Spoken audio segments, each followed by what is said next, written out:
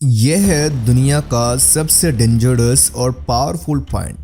30 miles की छोटी सी place को कंट्रोल करने का मतलब है पूरी दुनिया पे राज करना, और इसे ब्लॉक करने का मतलब है पूरी दुनिया को तबाह कर देना।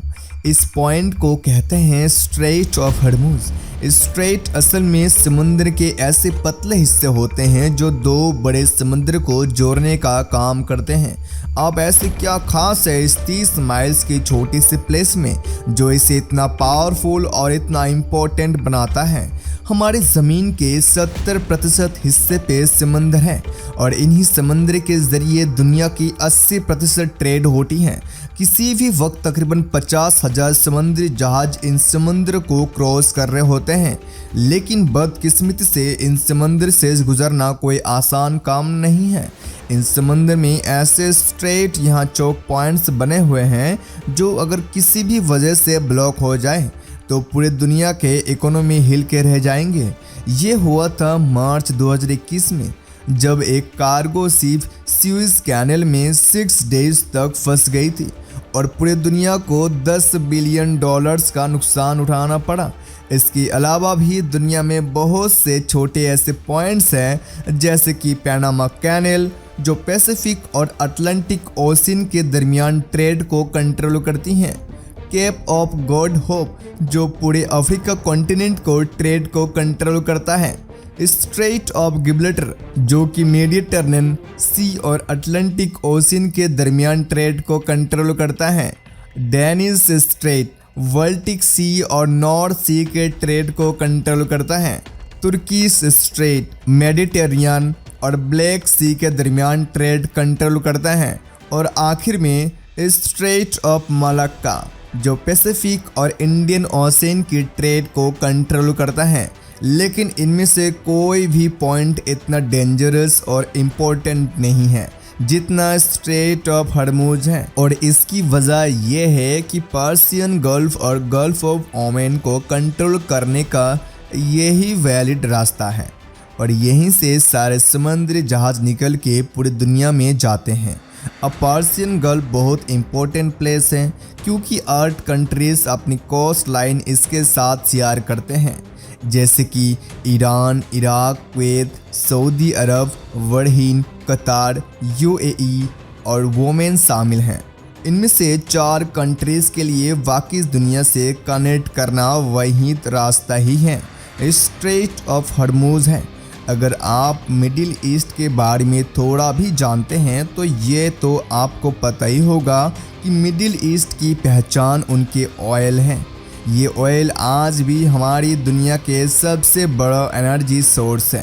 पूरी दुनिया की 30% एनर्जी कंजप्शन तेल से होती हैं, चाहे वो ट्रांसपोर्ट के ज़रिए हो जैसे कि गाड़ी, ट्रेन, जहाज, या फिर भी बिजली बनाने वाले पावर प्लांट्स। इन तमाम सेक्टर्स में 70% ऑयल इस्तेमाल होता है। अब ऑयल का मसला ये है कि ये दुनिया में बहुत कम प्लेस में पाया जाता है। इस सर्कल में मौजूद इन तमाम 8 कंट्रीज़ के पास कुल मिलाकर दुनिया के 50% रिजर्व है, मतलब पूरी दुनिया का आधा तेल इन 8 कंट्रीज़ के पास है। और बात सिर्फ यहाँ ख़त्म नहीं होती, बल्कि दुनिया के 40% नेचुरल गैस रिजर्व भी इसी सर्कल में मौजूद कंट्रीज़ के पास है। अब नेचुरल गैस, तेल और कोयले के बाद दुनिया के तीसरा सबसे बड़ा एनर्जी सोर्स है। ब्रिटिश पेट्रोलियम के मुताबिक ईरान के पास दुनिया के सबसे ज़्यादा गैस रिजर्व हैं। तो हम ये कह सकते हैं कि पूरे ईस्ट गल्फ में तेल और नेचुरल गैस जितना ज़्यादा रिजर्व है जितना शायद हमारे पूरे प्लेनेट में कहीं नहीं है, और इसीलिए पूरी दुनिया के 15% एनर्जी सप्लाई इसी पर्शियन गल्फ में मौजूद कंट्री से आती हैं।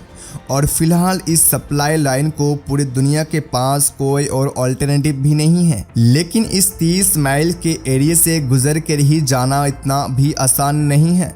सबसे पहले यहाँ पे 8 ऐसे आइलैंड हैं जिन्हें हर समुद्री जहाज को अवॉइड करना पड़ता है, और ये 8 में से 7 आइलैंड्स ईरान को कंट्रोल में हैं। इन 3 आइलैंड्स को यूएई कंट्रोल करना चाहते हैं, मगर 1970 में ईरानियन मिलिट्री ने इन पर भी कब्जा कर लिया। तो इस सारे एरिया पे तकरीबन ईरान का ही कंट्रोल है। दूसरा ये है कि रेड हाईलाइटेड एरिया आप देख रहे हैं, यहाँ पर समुद्र बहुत गहरे हैं और ऑयल टैंकर्स के लिए यहाँ से गुजरना तकरीबन ना के बराबर है। इतनी मुश्किलात के बाद पर्शियन गल्फ से निकलने वाली मेजॉरिटी ऑयल ईस्ट एशिया के तरफ जाता है, जिसमें से 76% सिर्फ 5 कंट्रीज के पास जाता है। सबसे पहले आता है चाइना। चाइना दुनिया के दूसरी सबसे बड़ी इकोनॉमी है और दुनिया में सबसे ज़्यादा पेट्रोलियम इंपोर्ट करने वाला कंट्री है। चाइना की टोटल पेट्रोलियम इंपोर्ट तकरीबन 45% इस स्ट्रेट ऑफ हॉर्मुज से गुजर कर ही आता है। जापान दुनिया की तीसरी सबसे बड़ी इकोनॉमी है, जिसे अपनी 100% एनर्जी इंपोर्ट करनी पड़ती है और इस 100% इंपोर्टेड एनर्जी सप्लाई में से तकरीबन 80% इस 30 माइल के चौक पॉइंट से गुजर कर ही आता है।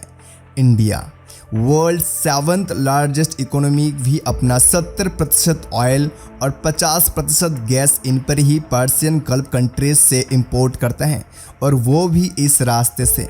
इसी तरह साउथ कोरिया भी अपने 70% oil in Persian gulf countries के टैंकर्स के थ्रू इंपोर्ट करता है, जो उसी 30 माइल्स के स्ट्रेट ऑफ हॉर्मुज से गुजर कर ही आते हैं। तो अगर ये 30 माइल्स की छोटी सी जगह किसी भी वजह से ब्लॉक हो जाए तो दुनिया की बाकी कंट्रीज़ के इकोनॉमी हिलकर रह जाएंगे और इसी तरह पर्शियन गल्फ में मौजूद इन तमाम 8 कंट्रीज़ के सोर्स ऑफ रेवेन्यू भी ख़त्म हो जाएगा और एज ए रिज़ल्ट पूरी दुनिया में एक ज़बरदस्त इकोनॉमिक क्राइसिस आ जाएगा। इसलिए ये प्लेस दुनिया के सबसे डेंजरस और इम्पोर्टेंट चौक पॉइंट है और इसलिए दुनिया के सारे सुपर पावर कंट्रीज़ की इस पर नज़र होती हैं। अमेरिका ने भी इसलिए यूएई, ओमान, इराक, सऊदी अरब और बहरीन में दर्जनों मिलिट्री बेसेस बनाए हुए हैं ताकि वो ईरान पर नज़र रख सकें और ऑयल की स्मूथ सप्लाई कर सकें।